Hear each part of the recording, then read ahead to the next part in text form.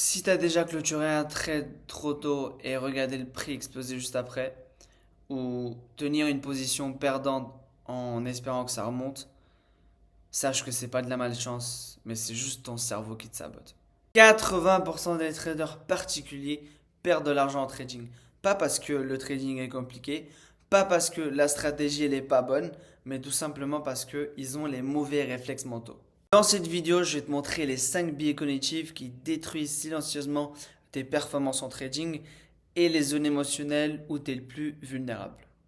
Si tu as du mal à gérer ta psychologie en trading et tu as du mal à comprendre les biais cognitifs et les zones émotionnelles, bienvenue à toi, cette vidéo elle est faite pour toi parce que dans cette vidéo-là, je vais t'expliquer comment elles fonctionnent, comment les éviter et comment faire tout simplement pour step up aussi dans ton trading par rapport à tout ça.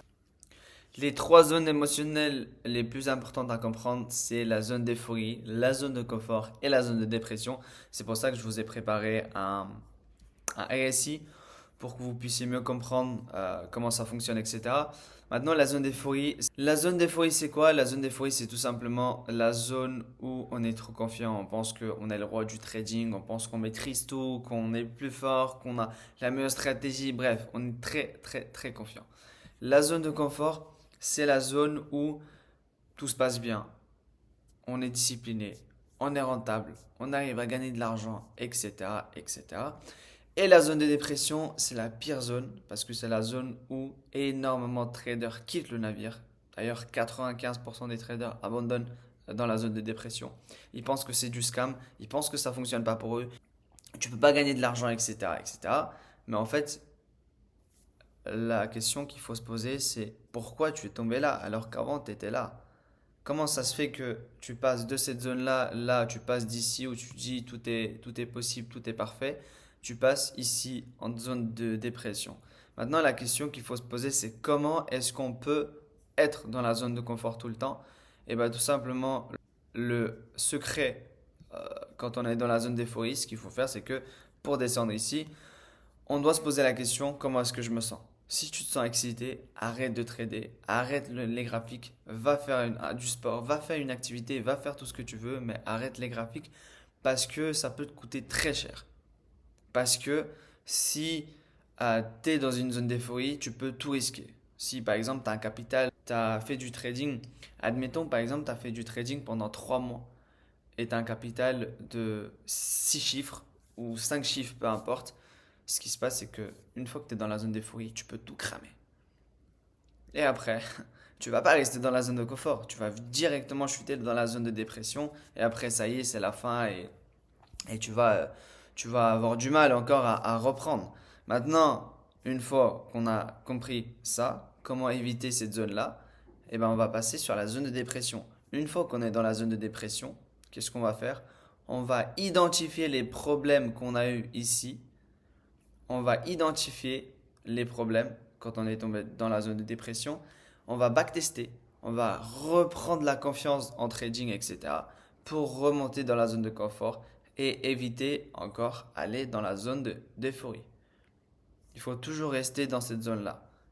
Après, bon, c'est sûr qu'en trading, il y a toujours des hauts, des bas. Il ne se passe jamais comme prévu. Même moi, actuellement, ça m'est arrivé d'être dans la zone d'euphorie et d'être dans la zone de dépression, ça m'arrive très peu. Mais d'être dans la zone d'euphorie, ça m'arrive souvent. Ou par exemple, je fais un gain énorme, etc. Je me pose la question, comment est-ce que je me sens? Si je suis excité, si je me sens pas comme d'habitude, je ferme le trading, je clôture tout, je vais faire du sport ou une activité, peu importe, pour éviter de tout perdre ou de faire des risques à la con. Maintenant, on va passer sur les biais cognitifs. Un biais cognitif, c'est quoi? C'est quand deux personnes voient la même situation, mais ont un ressenti différent. Par exemple, on voit exactement le même graphique. Moi, j'ai envie de vendre et la personne qui est en face de moi a envie de acheter. Pourquoi? Bah, tout simplement parce que les décisions sont influencées par les expériences passées, les émotions ou les confiances excessives. Même si l'information est la même, l'interprétation est différente et c'est ce qu'on appelle un biais cognitif. C'est comme par exemple un mec qui s'est fait mordre par un chien, et ben en fait il aura toujours peur du chien même s'il va tomber sur un chien qui est adorable. Tout simplement parce que l'expérience qu'il a eue avec le chien avant, elle était une mauvaise expérience. Donc en fait, il va toujours se méfier de, du chien qui l'a mordu.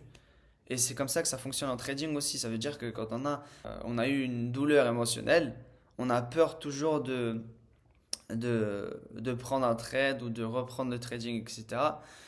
Et c'est pour ça qu'il faut identifier où ça a été le problème et qu'est-ce qui a fait que on a eu ça. Et comment et dans quelle zone on était quand il s'est passé ce qui s'est passé. Le premier biais cognitif, c'est le FOMO. Le FOMO, c'est la peur de rater une opportunité.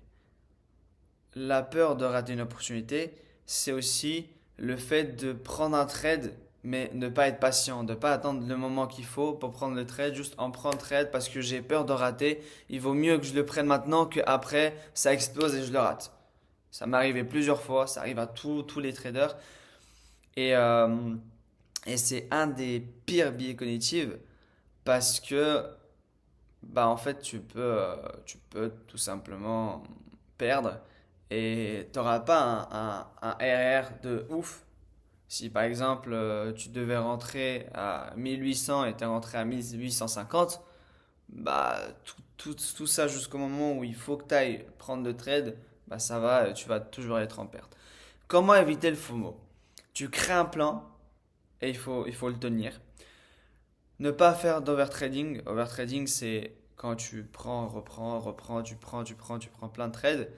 Et respecter les confirmations. Ça veut dire que si la stratégie dit de ne pas prendre un trade quand tu n'as pas toutes les confirmations, tu ne le prends pas. C'est ça.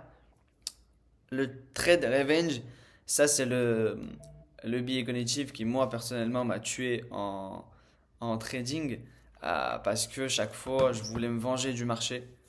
Je voulais reprendre ce que j'avais perdu, etc. Et tout simplement, le trade revenge, c'est quand on perd un trade et qu'on a envie de se venger de la perte. On a toujours envie de rattraper la perte, on a envie de rattraper et rattraper. Sauf qu'en fait, à force de rattraper, eh ben, on perd tout.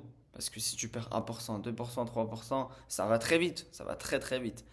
Comment, comment éviter le trade revenge?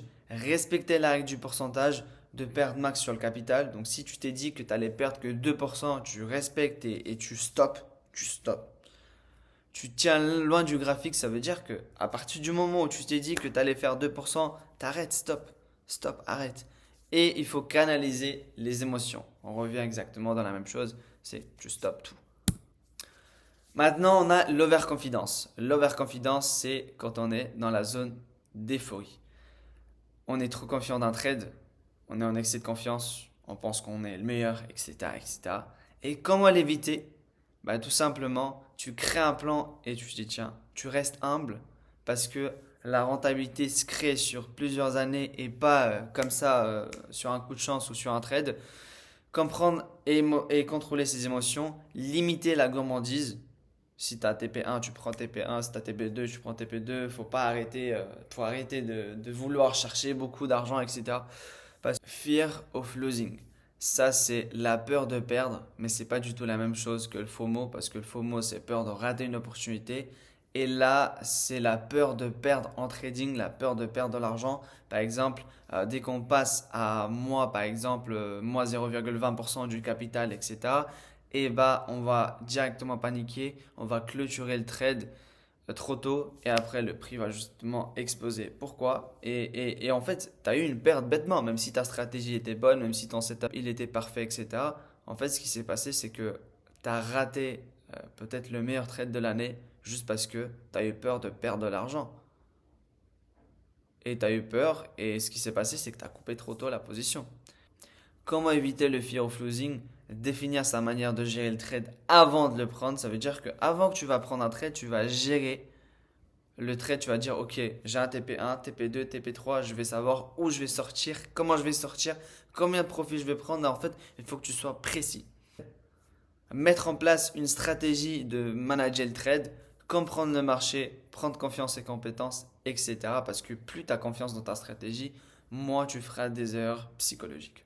Le FUD, le 5 biais cognitifs, le FUD c'est la peur et l'incertitude et le doute utilisé pour influencer les marchés en diffusant du négatif. Ça veut dire que tout simplement, tu vas écouter le voisin qui va dire qu'il faut acheter le XRP à 4 euros parce qu'il va exploser, il va monter à 1000 $. Alors que non, il faut bien analyser le projet, il faut voir en quoi ça consiste, il faut savoir pourquoi il faut acheter, etc., etc. Et comprendre c'est quoi l'utilité derrière du projet, c'est quoi l'utilité, pourquoi on l'utilise, comment, etc. Ou des fois, ça m'est même arrivé, par exemple, que je vois quelqu'un qui est en vente sur le Bitcoin et moi je suis en achat. Et juste parce que j'ai vu que lui il était en vente, et ben moi j'ai clôturé mon trade, j'ai mis une vente aussi, après je me suis fait SL parce que le marché a explosé. Au final j'avais raison, mais j'avais beaucoup perdu parce que j'avais pas écouté ce que j'avais fait. Tout simplement ça vient du manque de confiance dans sa stratégie. Maintenant ce que je fais c'est quand je vois quelqu'un qui vend et moi je suis en achat, ce que je fais c'est que je me dis ok, je m'en fous. Je fais confiance à ma stratégie. Je fais confiance à ce que je fais. Je fais confiance parce que j'ai analysé le marché, j'ai eu les confirmations et je fais confiance à ma stratégie. Peu importe si lui il a 10 années d'expérience ou 15 années d'expérience, 20 ans d'expérience. De toute façon, soit moi, soit lui va avoir raison. Mais je préfère mieux perdre avec ma stratégie que gagner avec la stratégie de quelqu'un d'autre. Maintenant, je vais vous donner les 3 livres qui m'ont aidé à comprendre la psychologie du trading et à éviter les erreurs émotionnelles. Si tu lis ces 3 livres-là, normalement, t'es le roi en trading. Non, non, faut pas être en overconfidence. Mais ça va beaucoup t'aider en trading. On a Trader entré dans la zone, le premier livre qui va nous montrer les douleurs émotionnelles. Le deuxième livre qui va nous montrer comment il faut agir et comment il faut penser comme les grands traders pensent, etc. Et la psychologie de l'argent, le troisième, il va nous faire comprendre comment l'argent fonctionne, comment il est divisé, etc. Et ça va nous comprendre aussi comment l'argent est sur les marchés financiers, etc., comment est reparti. Et ce qu'il faut comprendre, c'est que le marché ne récompense pas la précipitation, ni l'intelligence, mais la patience, la discipline et la maîtrise de soi. Ça veut tout simplement dire que ça veut dire que si aujourd'hui tu es le mec le plus intelligent, mais que tu n'es pas discipliné, eh ben, je suis désolé de dire, mais tu vas perdre beaucoup d'argent en trading. Donc, comment on dit, il faut être bête et discipliné. Il n'y a pas d'intelligence. Parce que même si tu as eu des diplômes, CAP, bac pro, je sais pas quoi, bah, si tu respectes pas le plan et t'es pas discipliné, tu auras vraiment beaucoup de mal à avancer en trading. Donc maintenant qu'on a identifié les biais cognitifs, etc., ce qu'il faut comprendre, c'est que comment est-ce que je me sens? La question qu'il faut se poser, c'est comment est-ce que je me sens et quel biais cognitif j'ai actuellement. Maintenant, ce qu'il faut comprendre, c'est que tu peux regarder encore une fois, 2 fois, 3 fois, 4 fois la vidéo pour bien comprendre vraiment comment tu peux maîtriser tout ça. Et tu peux aussi prendre des screens pour bien mémoriser. C'est pour ça que je vous ai préparé tout ça, pour que vous puissiez prendre des screens et pour que vous puissiez évoluer et avancer. Et si jamais vous avez des questions, etc., vous pouvez m'envoyer directement un message sur Instagram. Je vous laisse le lien juste en dessous. Et vous pouvez aussi rejoindre directement mon groupe Telegram qui est absolument gratuit. Je partage ma vision du marché, etc.